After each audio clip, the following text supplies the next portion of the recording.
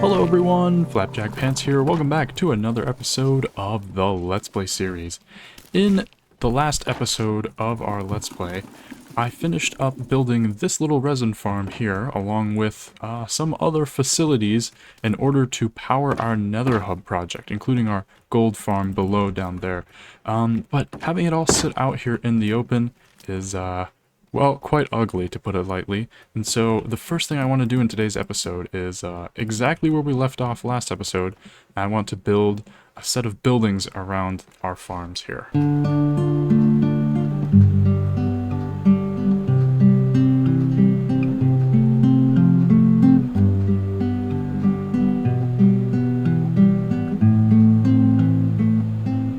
Alright guys, so as you can see, I've used 4 different buildings here to cover up our resin farm and our lava farm. There's actually not that many new building techniques that I used, but I can kind of go over some of the more notable things. I would say the most noticeable feature with all of these buildings is, again, the use of stairs and walls and trapdoors, exactly like most of the newer buildings in our city, to kind of create the illusion of having more windows than we'd normally have enough space for. We do a lot of that throughout here, and here I've actually changed it up a little bit by using these chiseled bookshelves, which, you know, from certain angles I think creates a really nice effect of, you know, kind of like having those hatchings in the middle of windows.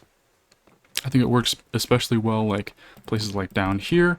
It's just slightly more detailed than black wool, which is what I normally gravitate towards. This little clock tower right here, while very cool on the horizon, is actually completely empty. We just break open this wool here.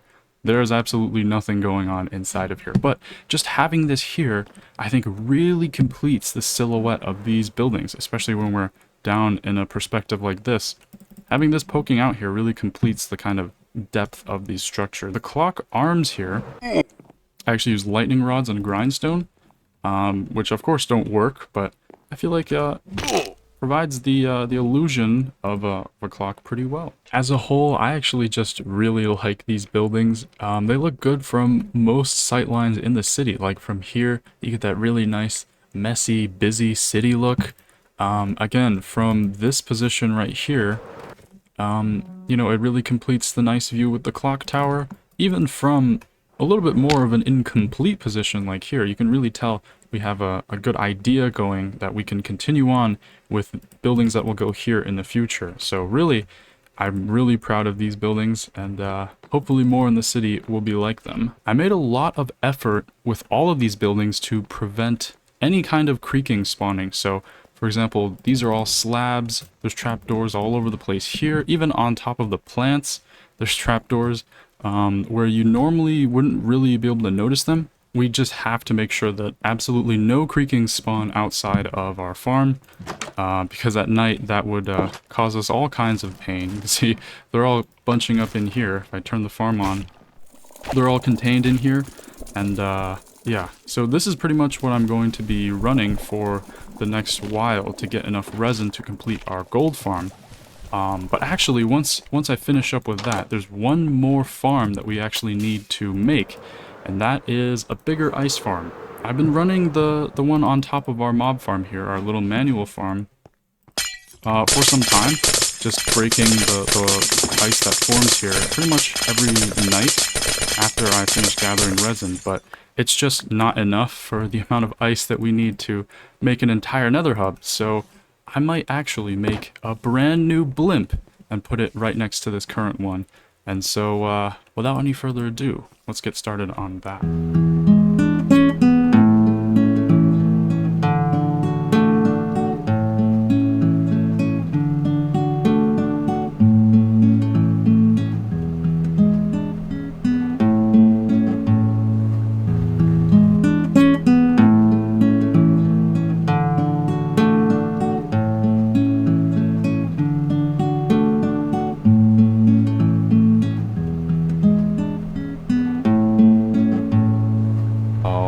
So as you guys can see right here, I've finished one of the 2 additional blimps that we want to make. And this is basically the exact same in almost every way to this original one, except of course it's green and it has some shading here where, you know, assuming the sun is right above it, there would be a shadow cast. And I think I really like this effect.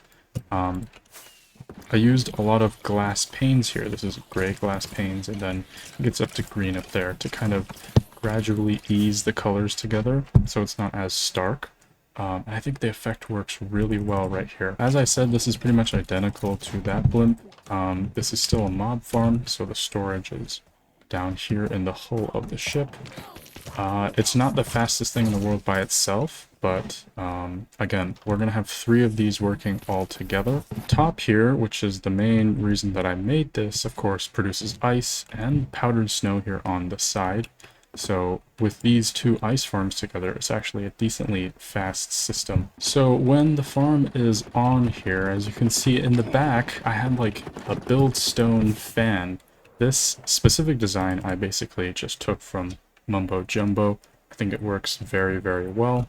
There's a tutorial for his video in the description below, but this is kind of a trend that's been going around the building community, and especially from like a bit of a distance away, I think it looks really cool. This is only turned on when the farm itself is on, so if I turn it off like so, then the fan stops, as you can see. Speaking of the farm, if I break this block here, we can take a look at how this works here on the inside.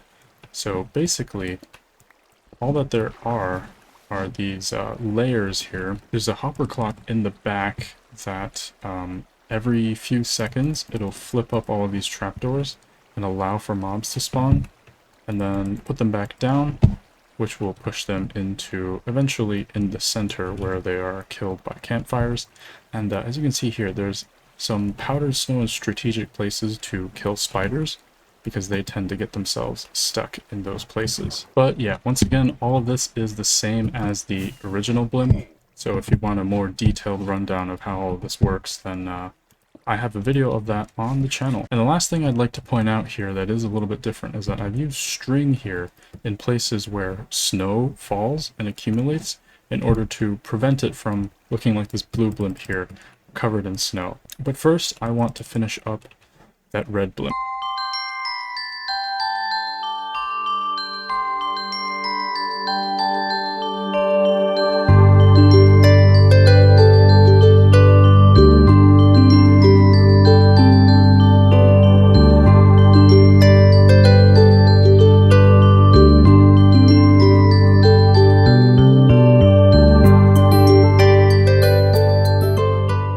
Alright, just gotta put down these last couple of string, and yeah, that's it. Done with this last blimp here. As you can see, it's the exact same as the other 2, except the only difference is, of course, it's red. I've used a different gradient here at the bottom, so it goes from red wool to wart blocks to nether brick, and then of course it uses a lot, actually entirely red glass paint, so I don't do any stuff with gray like I do here with the green blimp, but I think it still works really well. This took a lot more resources than I, for some reason, expected, even though I already made one. So I actually ran out of a lot of the materials that I needed halfway through, especially bamboo planks. So as you can see there at the very top, couldn't finish this fence hatching, and it's on this other side too. And I just ran out, and my farm is too slow to have caught up, so I'll get that fixed as soon as possible. But yeah, as a whole, this took a lot longer than expected. You may notice my screen is a different size than usual. My mic sounds weird, and that's because I'm actually on vacation right now. Basically zooming into this. Sorry about that, guys, but this project is not finished yet, because as you can see here, this very first blue blimp that we made, I think a year and a half or so ago, is now a little bit outdated looking compared to these 2. It doesn't have the same shadows, it doesn't have the same attention to detail here on the hull. We need to correct this, but I was just thinking, you know, just having to go around here, of course on the bottom, probably with some scaffolding, just slowly replacing this block by block, that would take forever. However, the latest snapshot of this game there has been a new addition added that I think could make a huge difference.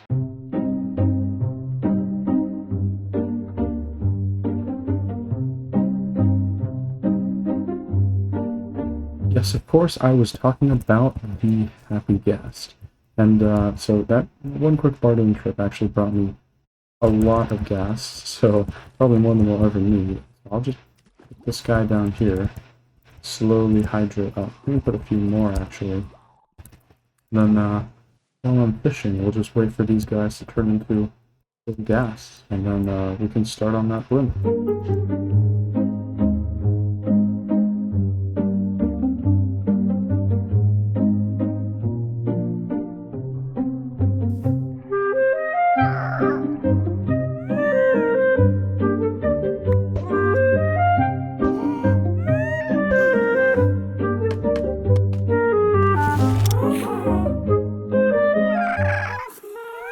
Okay, these guys are actually adorable. If it wasn't for the fact I had to fight phantoms, I think I'd be having a better time right now. You can just see how having this makes it much easier, especially down here, to place in those blocks. Especially because I can just get off and just use this as a standing platform. And so without further ado, let's get started on this last blimp.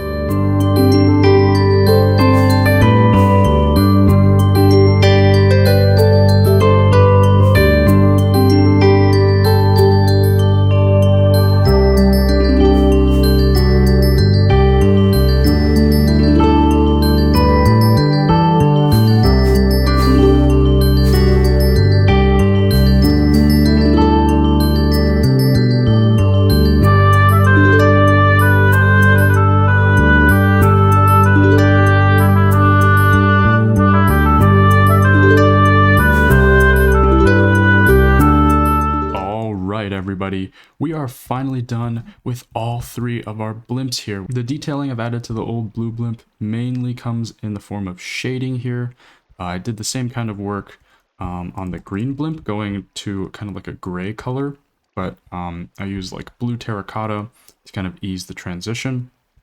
If you notice that the video looks different once again, that's because I've actually moved into my college dorm, and I'll talk a little bit about that later, but yeah, right now, I guess the only thing that we have to do now is actually gather up the ice that we made these blimps for, and then get started on that nether hub.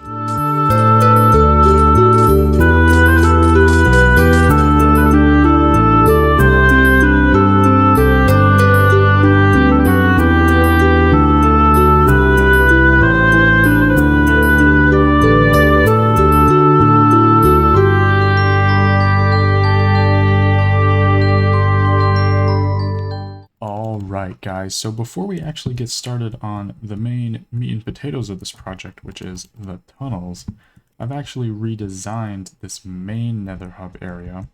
As you can see, instead of having kind of two of these rail stations per line, one going this direction and another going that direction, we just only have one each. So there's one for the north and west line, and then another one for the east-south line. And I think this simplifies things quite a bit, so, you know, instead of having to figure out which station to go to and, like, flipping through a bunch of different lecterns here, we just have two. Right now, these don't have any stops in yet, obviously, but basically you would select the direction that you want to go by making one of these blank, so this will not have any redstone signal, and then have the other one go to whatever stop you want, and then, as you can see, there is a crafter here, so you can automatically craft some of these mine carts. There's supposed to be a button right here, so basically we just press that to get a mine cart, and then now we're going to stop one, and then we just go. So that is a lot simpler than how it was before. As you can see, now we get these mine carts, there's storage for them. And then we just lock up this hopper so that we don't get any more. Normally I would crack this open to show you the redstone, but actually all of the stations in the terminating lines across, you know, both the west-north line and the east-south line are all going to be the exact same. So actually, I I can just make one of those and then show you there.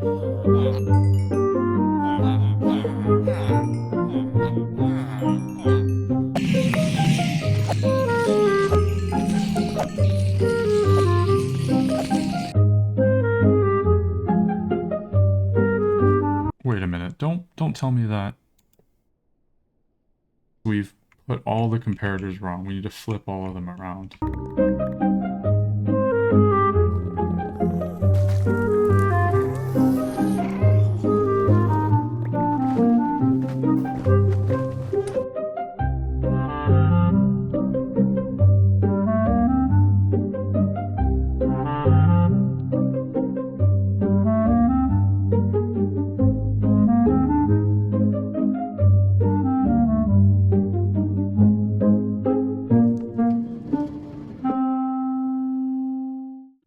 Hello everyone, I am back.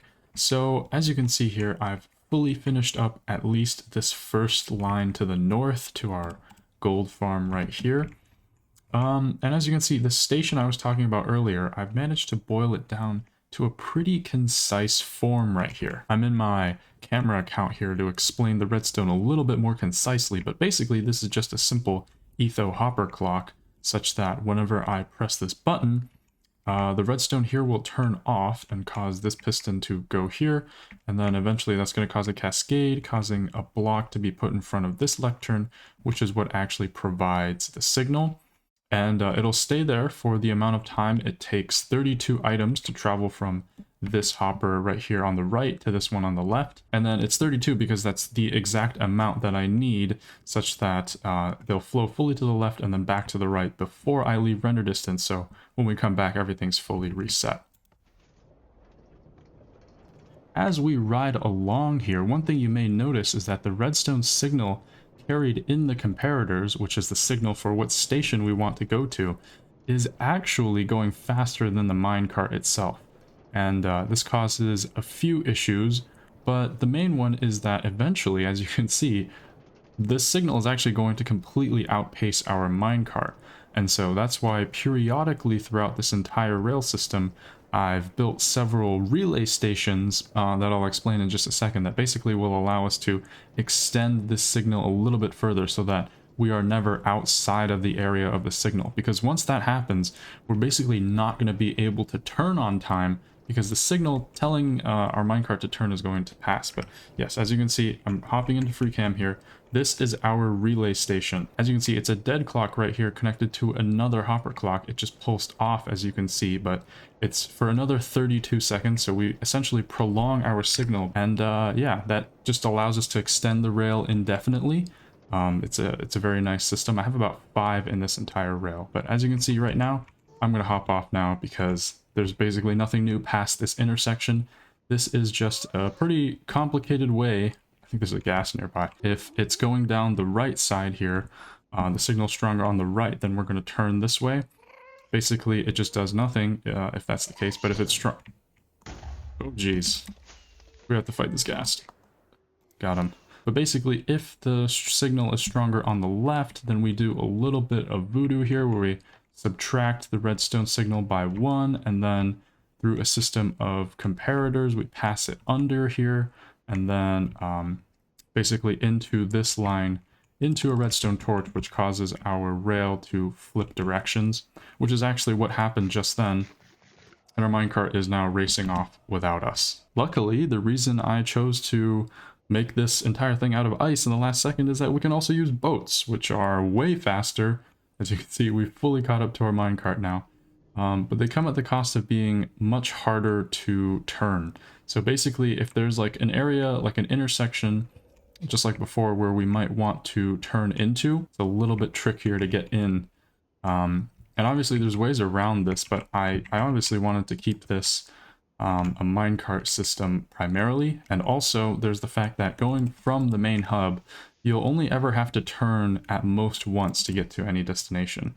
Or at least that's the plan for now. So looks like the gas destroyed a comparator here. Another issue with the system that I've noticed is that oftentimes minecarts or comparators or other things get stuck down here in these gutters.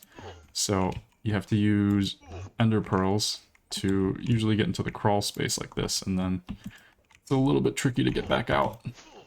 Something like that. But yeah, as a whole right now, even though, you know, I haven't decorated this line, I'm absolutely loving it. I think it shortens down... Oh, there's the minecart again. I think it shortens down our distance to the gold farm by a pretty significant amount, to be honest, compared to flying on the nether ceiling. Just because we go faster in this boat on ice, and so we can pretty much get there in like about a minute on the boat at least. In the minecart it takes significantly longer, but in the future, once we explore the north of our world more, we're going to have more stops along the way, so it's not just going to be the straight highway.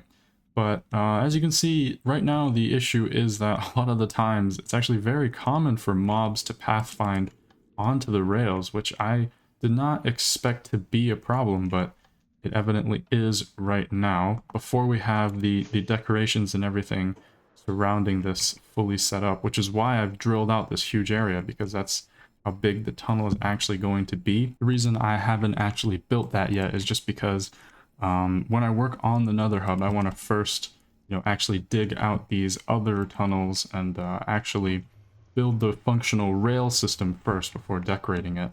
But kind of speaking of that, I want to wrap up our Nether hub project, at least for today's episode. I am really burnt out looking at these same 3 or 4 biomes again. You know, people talk about how the Nether update was such a big update, but, you know, like the Nether is still 2012 overworld levels of barren, and I'm so exhausted seeing all of this. So I want to head back to the overworld and talk a little bit more about the future of this channel.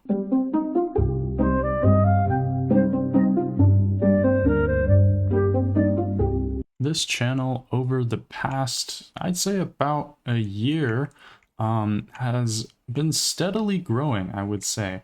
I started taking it more seriously my senior year of high school. Yeah, it was a great time, but you know, now things are a little bit more uncertain. So I am now a freshman in college, and you know, the school I'm going to in particular is kind of known for having a lot of homework and a lot of stress around exams. And so to put a long story short, basically, these videos are going to need to change. And, you know, while I'm not exactly sure what that looks like for now, I'm fairly certain that I don't want to quit this channel, at least not yet. Hopefully never, but